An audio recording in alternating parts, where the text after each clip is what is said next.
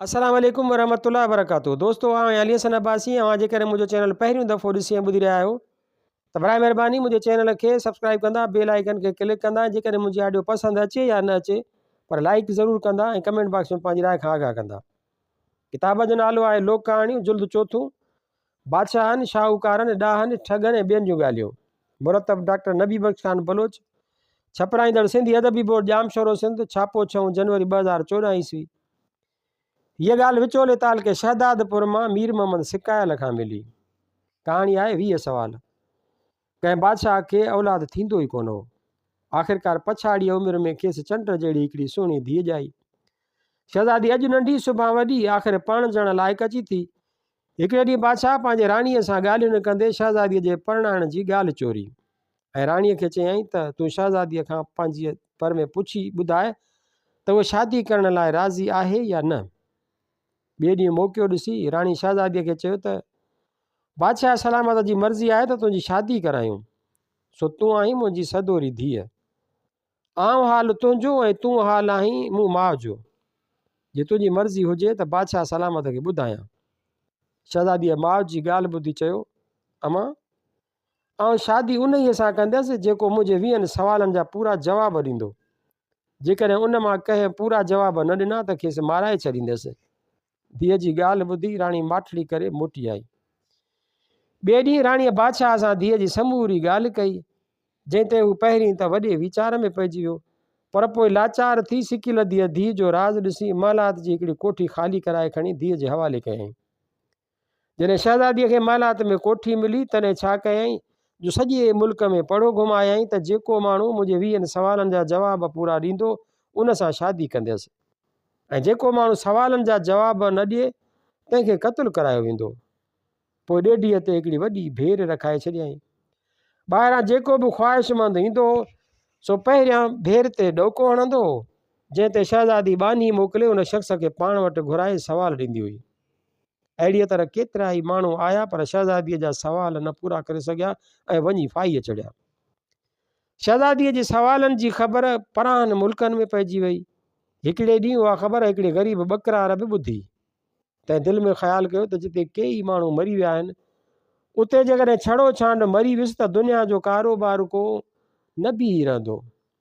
तंहिं करे हली का क़िस्मत आज़मायां।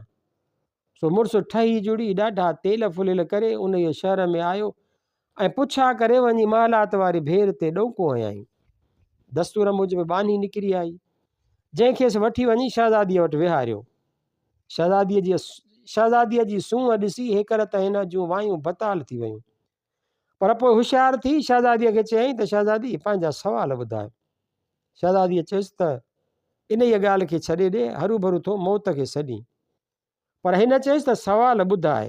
नेठि शहज़ादीअ सवाल ॿुधायसि त हिकु आहे त ॿियो न आहे, ॿियो आहे त टियों न आहे, टियों आहे त चोथों न आहे, चोथों आहे त पंजूं न आहे, पंजूं आहे त छहों न आहे, छहों आहे त सतों न आहे, सतों आहे त अठों न आहे, अठों आहे त नवं न आहे, नवं आहे त ॾहों न आहे, ॾहों आहे त यारहों न आहे, यारहों आहे त ॿारहों न आहे, ॿारहों आहे त 13 न आहे, 13 आहे त 14 न आहे, 14 आहे त 15 न आहे, 15 आहे त 16 न आहे, 16 आहे त 17 न आहे, 17 आहे त 18 न आहे, 18 आहे त 19 न आहे, 19 आहे त 20 न आहे, 20 आहे त 21 न आहे।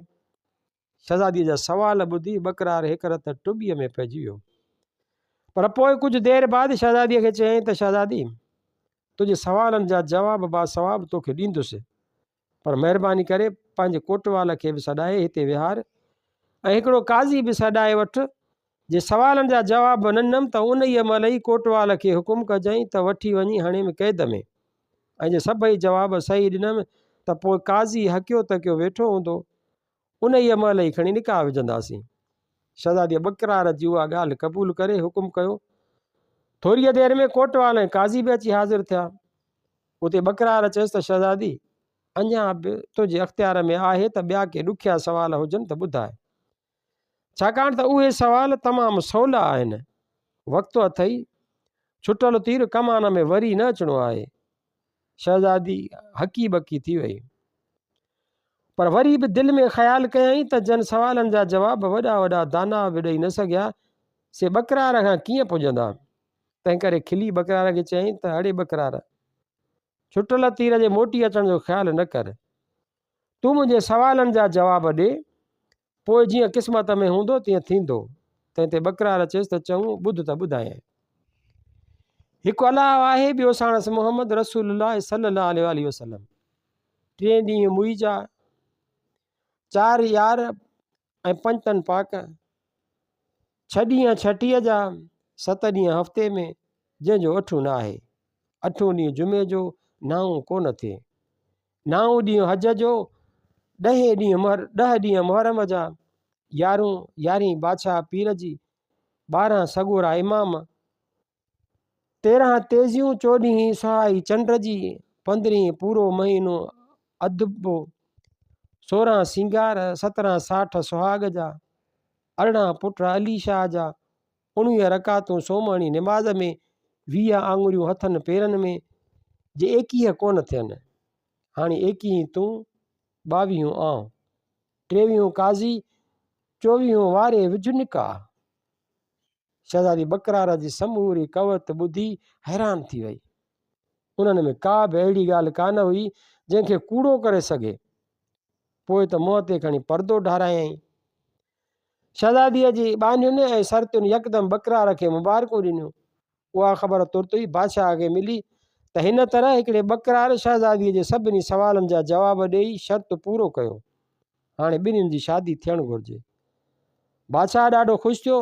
नौकरनि चाकरनि ऐं अमीरनि वज़ीरनि खे हुकुम ॾिनई जन झटिपटि शादीअ जा घुर्बल ज़र ज़ेवर ज़रबफ़्ती पोशाकूं ऐं ॿियो सामान तयारु करे हाणे हाज़िर कयो।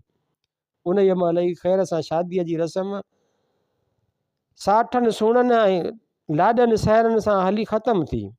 पोइ बकरार बहकंदो मुरकंदो शहज़ादीअ खे वठी पंहिंजे घर रवानो थियो। काल्ह बि ॾिठासीं त ॾाढा ख़ुशि लॻा वेठा।